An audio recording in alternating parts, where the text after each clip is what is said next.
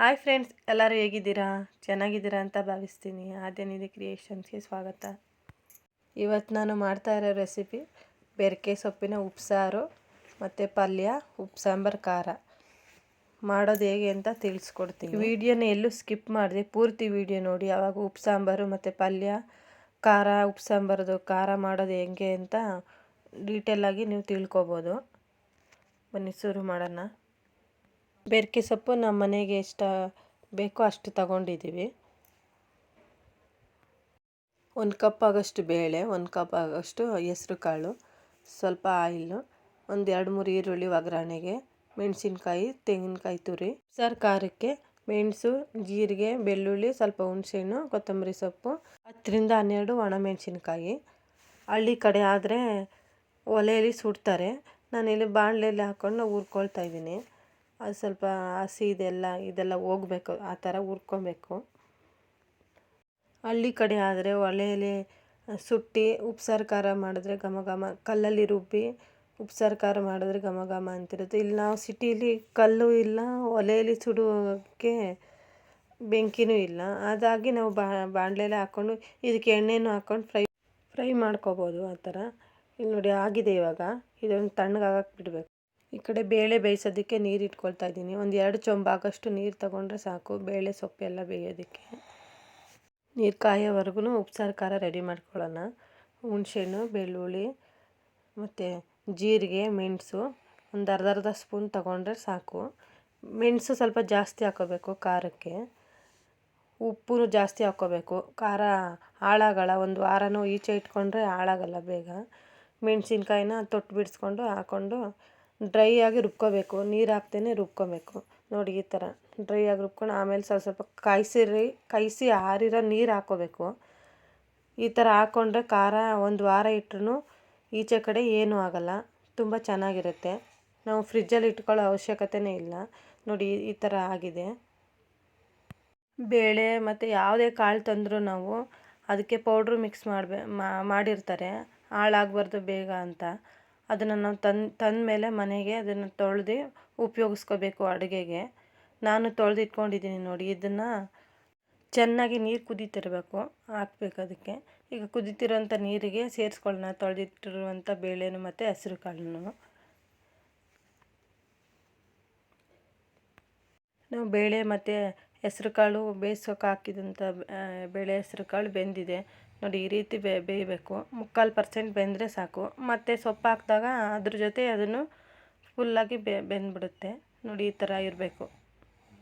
ಇಲ್ಲಿ ತೋರಿಸ್ತಾ ಇದ್ದೀನಲ್ಲ, ಈ ಥರ ಇದ್ದರೆ ಸಾಕು. ಸೊಪ್ಪನ್ನ ಸೋಸಿ ಚೆನ್ನಾಗಿ ತೊಳೆದು ಇಟ್ಕೊಂಡಿದ್ದೆ, ಅದು ಸೊಪ್ಪನ್ನು ಸೇರಿಸ್ಕೊಳ್ತಾ ಇದ್ದೀನಿ. ಸೊಪ್ಪನ್ನು ಈ ಥರ ಸ್ವಲ್ಪನೇ ಹಾಕ್ಕೋಬೇಕು. ಎಲ್ಲ ಹಾಕ್ಬಿಟ್ರೆ ಅದು ತುಂಬ್ಕೊಳ್ಳೋ ಥರ ಆಗಿಬಿಡುತ್ತೆ. ಸೊಪ್ಪೆಲ್ಲ ಹಾಕಾದ್ಮೇಲೆ ಅದೆಲ್ಲ ಮಿಕ್ಸ್ ಮಾಡಬೇಕು ಕ್ಲೀನಾಗಿ. ಈ ಥರ ನಾನು ಮಿಕ್ಸ್ ಮಾಡ್ತಿದ್ದೀನಲ್ಲ, ಆ ಥರ ಮಿಕ್ಸ್ ಮಾಡಬೇಕು ನೋಡಿ. ಇದು ಒಂದು 10 ನಿಮಿಷ ಬೆಂದರೆ ಸಾಕು. ಬೇಗ ತುಂಬ ಎಳೆದು ನಾನು ಸೊಪ್ಪು ತಗೊಂಡಿರೋದು. 10 ನಿಮಿಷ ಬೆಂದರೆ ಸಾಕು. 3/4 ಭಾಗ ಬೆಂದಿರುವಾಗ ಉಪ್ಪು ಸೇರಿಸ್ಕೋಬೇಕು. ರುಚಿಗೆ ತಕ್ಕಷ್ಟು ಉಪ್ಪು ಸೇರಿಸ್ಕೋಬೇಕು.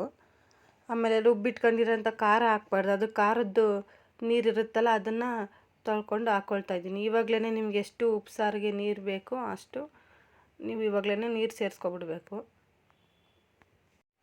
ಈಗ ಆಗಿರಬೇಕು. ಇವಾಗ ನೋಡಿ ಚೆಕ್ ಮಾಡ್ತಾಯಿದ್ದೀನಿ, ಚೆನ್ನಾಗಾಗಿದೆ.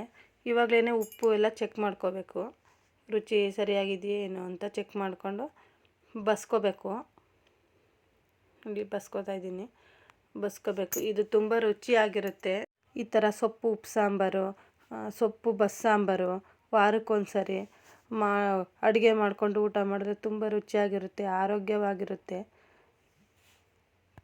ಬಸ್ಕೊಂಡಿದ್ದಾಯಿತು. ಇವಾಗ ಒಗ್ಗರಣೆ ಮಾಡ್ಕೊಳ್ಳೋಣ. ಸೊಪ್ಪು ಒಗ್ಗರಣೆನ ಒಂದು ಬಾಣಲೆ ಇಟ್ಕೊಂಡಿದ್ದೀನಿ. ಒಂದು 3 ಸ್ಪೂನ್ ಆಗೋಷ್ಟು ಎಣ್ಣೆ ಹಾಕ್ಕೊಳ್ತಾ ಇದ್ದೀನಿ. ಎಣ್ಣೆ ಬಿಸಿ ಆಗೋವರೆಗೂ ಒಗ್ಗರಣೆಗೆ ಏನೇನು ಪದಾರ್ಥಗಳು ಅಂತ ನೋಡೋಣ. ಒಂದು ಅರ್ಧ ತೆಂಗಿನಕಾಯಿ ಒಳ್ಳೆ ತುರಿದಿಟ್ಕೊಂಡಿದ್ದೀನಿ, ಮೆಣಸಿನ್ಕಾಯಿ, ಕರಿಬೇವು ಸೊಪ್ಪು ಮತ್ತು ಈರುಳ್ಳಿ. ಈ ಸಾಸಿವೆ ಒಗ್ಗರಣೆಗೆ ಹಾಕ್ತಾಯಿದ್ದೀನಿ. ಕರಿಬೇವು ಮತ್ತು ಮೆಣಸಿನ್ಕಾಯಿ ಅದು ಚಟಪಟ ಅಂತ ಮುಖಕ್ಕೆ ಸಿಡುತ್ತೆ. ಅದಕ್ಕೆ ಈ ಥರ ಪ್ಲೇಟ್ ಅಡ್ಡ ಇಟ್ಕೊಂಡಿದ್ದೀನಿ. ಚಟಪಟ ಅಂತ ಸಿಡಿಯೋ ಟೈಮಲ್ಲಿ ಪ್ಲೇಟ್ ಅಡ್ಡ ಇಟ್ಕೋಬೇಕು, ಕಣ್ಣಿಗೆ ಸಿಡಿಯಲ್ಲ. ಈಗ ಈರುಳ್ಳಿ ಹಾಕ್ಕೊಂಡು ಫ್ರೈ ಮಾಡ್ಕೊಂಬಿಡೋಣ. ಚೆನ್ನಾಗಿ ಈರುಳ್ಳಿ ಮೆಣಸಿನ್ಕಾಯಿ ಎಲ್ಲ ಫ್ರೈ ಆಗಬೇಕು, ಅಲ್ಲಿವರೆಗೂ ಫ್ರೈ ಮಾಡ್ಕೊಳ್ಳೋಣ. ಈಗ ಫ್ರೈ ಆಗಿದೆ. ಬೇಯಿಸಿಟ್ಕೊಂಡಿರೋಂಥ ಸೊಪ್ಪನ್ನ ಹಾಕೊಳ್ಳೋಣ. ಇದು ಹಸಿ ವಾಸನೆ ಹೋಗೋವರೆಗೂ ಚೆನ್ನಾಗಿ ಫ್ರೈ ಮಾಡ್ಕೋಬೇಕು. ನೋಡಿ ಇಲ್ಲಿ ನಾನು ಮಾಡ್ತಾಯಿದ್ದೀನಿ. ಇವಾಗಲೇ ತೆಂಗಿನಕಾಯಿನೂ ಸೇರಿಸ್ಕೊಂಡ್ಬಿಡ್ಬೇಕು. ಎಲ್ಲ ಸೇರಿಸ್ಕೊಂಡು ಚೆನ್ನಾಗಿ ಫ್ರೈ ಮಾಡಬೇಕು. ನೋಡಿ ಈ ಥರ ಹಸಿ ವಾಸನೆ ನೀರಿನ ಅಂಶ ಇರುತ್ತಲ್ಲ ಅದೆಲ್ಲ ಹೋಗೋವರೆಗೂ ಚೆನ್ನಾಗಿ ಫ್ರೈ ಮಾಡಬೇಕು. ಈ ಥರ ಸೊಪ್ಪನ್ನ ವಾರಕ್ಕೆ ಒಂದು ಸತಿ ಮಾಡ್ಕೊಂಡು ತಿಂತಾಯಿದ್ರೆ ಸೂಪರಾಗಿರುತ್ತೆ. ಟ್ರೈ ಮಾಡಿ, ಈ ರೆಸಿಪಿ ನಿಮಗೆ ಇಷ್ಟ ಆಗುತ್ತೆ. ನೋಡಿ ಇಲ್ಲಿ ಈಗ ಉಪ್ಪು ಸಾಂಬಾರು ಅದು ಬಸ್ಕೊಂಡಿದ್ವಲ್ಲ, ಇದೇ ಸಾಂಬಾರು, ಉಪ್ಪು ಸಾಂಬಾರು ಅಥವಾ ಉಪ್ಪೆಸರು ಅಂತ ಕರಿತೀವಿ. ನೋಡಿ ಮುದ್ದೆ ಜೊತೆಗೇ ಸೂಪರಾಗಿರೋದು ಅದು. ನಾನು ಮುದ್ದೆ ರೆಸಿಪಿ ಬೇಕು ಅಂದರೆ ನನಗೆ ಕಮೆಂಟ್ ಬಾಕ್ಸಲ್ಲಿ ತಿಳಿಸಿ, ನಾನು ಮುದ್ದೆ ಮಾಡಿ ತೋರಿಸ್ತೀನಿ ಹೆಂಗೆ ಮಾಡೋದು ಮುದ್ದೆ ಅಂತ. ನೋಡಿ ಸಖತ್ತಾಗಿ ಬಂದಿದೆ. ಸೊಪ್ಪು ಮತ್ತು ಉಪ್ಪು ಸಾಂಬಾರು ಜೊತೆಗೆ ಖಾರ ಇದ್ದರೆ ಹಾಕ್ಕೊಂಡು ಊಟ ಮಾಡ್ತಿದ್ರೆ ಸೂಪರಾಗಿರುತ್ತೆ. ನಮ್ಮ ಮನೇಲಿ ಎಲ್ಲರಿಗೂ ಇಷ್ಟ ಈ ಥರ ಉಪ್ಪು ಸಾಂಬಾರು ಸೊಪ್ಪು ಅಂದರೆ.